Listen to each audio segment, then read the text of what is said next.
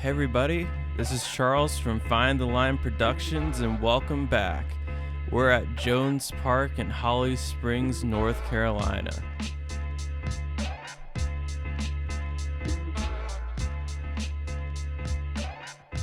Hole 1 is a 335-foot par 3 that doesn't have a lot of trouble, but it has the road on the left and it has a little bit of water on the right, but you really have to shank a drive if you want to get it over there. The real thing on this hole is just the distance. There's some rocks that can make putting a little hard, but as long as you can get it up to the green, you should have an easy look for birdie.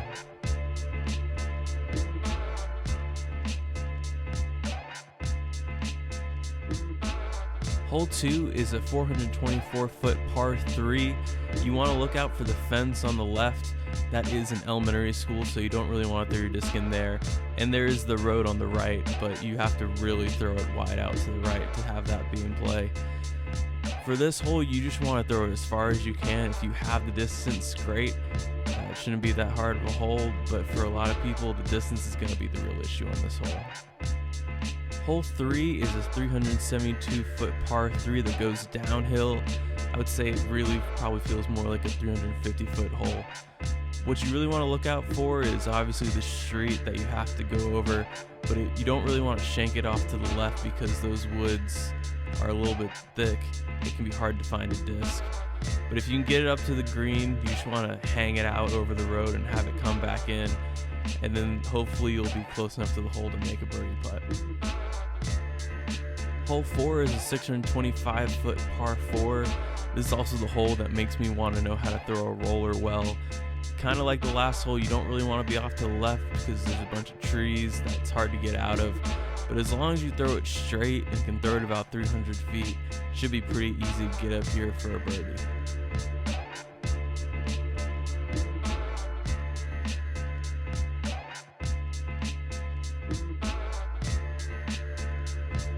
Hole 5 is a 337-foot par 3. The distance is on the edge of being a little too far and the gap is very tight, so it makes it one of the more annoying holes on this course. It's a slight left to right, but the right doesn't really come towards the end, so you want to throw it really straight and have it kind of fade off to the end. If you're getting a 3 on this hole, I say you're doing a great job. Hole 6 is a 365-foot par 3 that goes downhill, so it's a little bit more reachable than the distance would suggest. The goal for this hole is really to get a disc to go straight and get past the part where you see the black mulch. The green is fairly well guarded, but the trees are skinny, so it's easy to step out to the left or right. The thing that's more concerning is the water on this hole, so you might have to walk around a little bit so you don't get your shoes flooded.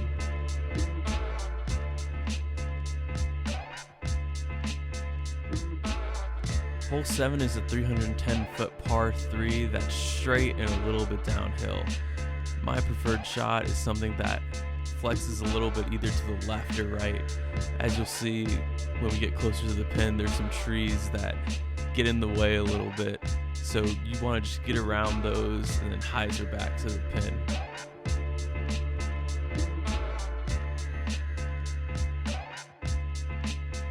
Hole 8 is a 331-foot par 3 that doglegs to the right. You really want something that stands up and then fades to the right. The only trouble with this hole is if you go early or you go late, there is a lot of trees that guard the green. So you really want to get in the gap so that you don't have to maneuver around trees or make a difficult putt for your birdie.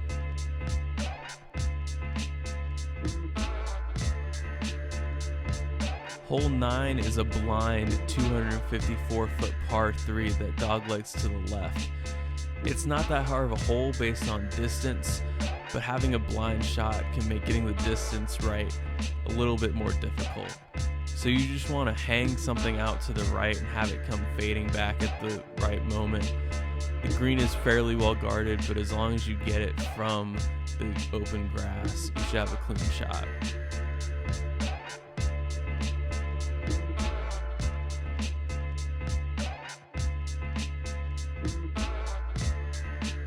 Hole 10 is a 246-foot par 3 that has two gaps, one on the left and one on the right, but I would advise the one on the right as it's a little bit bigger than the one on the left. This pin is a little bit elevated because of a hill that it's on, and that's kind of exaggerated by the fact that this hole is uphill. So it's pretty easy to get it close enough for a putt, but the putt's made a little bit more difficult based on the terrain surrounding the pin.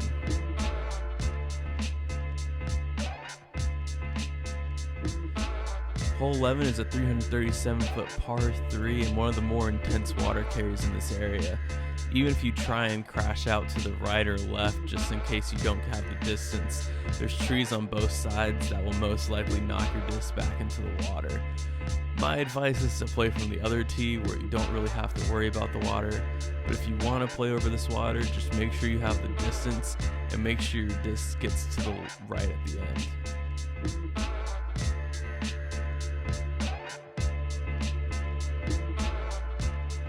Hole 12 is a 555-foot par 4. There is a Mando that is the light pole you see up in the distance. You have to be to the left of that.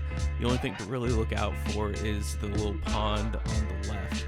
You're not likely to go over there, but if you do, your disc is most likely gone. You want to land a little bit to the right of where the drone is flying now, so you can go to the right of the bushes and not have to go over them or take an extreme hyzer around. But as long as you have decent distance, this hole shouldn't be hard to get to. Hole 13 is a 315-foot par 3 and one of my least favorite holes because the same pond from the last hole is now off to the left. It looks like it's covered by the tree line that will kick your disc back out, but that tree line is really not your friend. You want to throw it straight as far as you can, but if I were to give you advice, I'd say get it to go to the right, because I don't feel like losing a disc for this hole.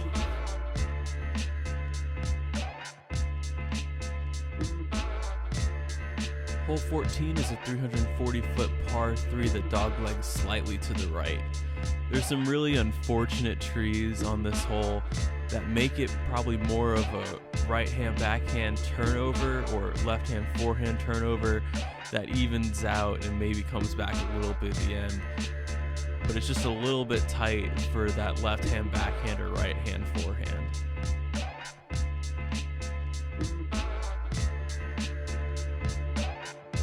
Hole 15 is a 250-foot par 3 with an extreme dogleg to the left. So get out your meat hookiest disc and either throw a left-hand forehand or a right-hand backhand and just let it fade to the left. I did find a little gap where you could cut the corner, but depending on how the trees have grown, that might be gone by the time you go out and visit this hole.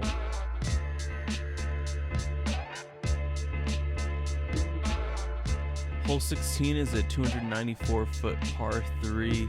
It's another one of the holes on the course that you want to just throw straight, but if you just throw straight, you're going to hit that tree that's in the middle of the fairway. I would suggest a baby flex to the left or right, maybe going over the road to give you a little bit more room to curl back in. But as long as you get it down here, there's not going to be a lot of trees in your way. You should have an easy putt. Hole 17 is a 401-foot par 3. If you can birdie this hole, please let me know down in the comments. My best guess is either a straight shot or a little bit of a flex from right to left, but I don't have that distance, so I usually just aim for something flat at that tree we just passed. It'll give you a nice look up to the pin. It's fairly guarded, so you want to get something as close as you possibly can so you don't have to contend with the trees around this pin. Hole 18 is a 371-foot par 3 that doglegs a little bit to the right. Again, it's one of those holes that you want to throw straight, but there's trees right where you want to throw. I would suggest either going for the left or right gap that you see coming up. If you're going for the right gap, you probably want something that flexes a little bit to the right and then comes back to the left. If you're going down the left, you want something that flips up and then just kind of goes and fades really late. The one thing you want to remember is you're throwing from a higher elevation, so your disc has a lot of time to fade down. So you maybe want to throw it a little bit lower, or just anticipate the fact that it's going to fade a little bit more.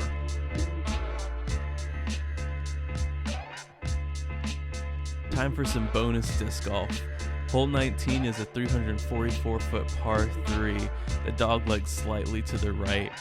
To me, it feels like it's longer than 344 feet, but that might be because I always go early left or right, and it's jail on both sides. It's really hard to get out of. There's not a lot of open gaps that you can save yourself from.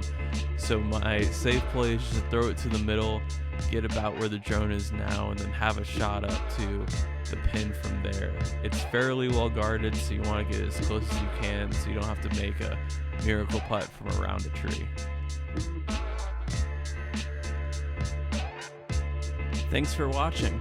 Please subscribe and go check out our other videos, and comment down below what courses you want me to go film next. For now, this has been Charles from Find the Line Productions.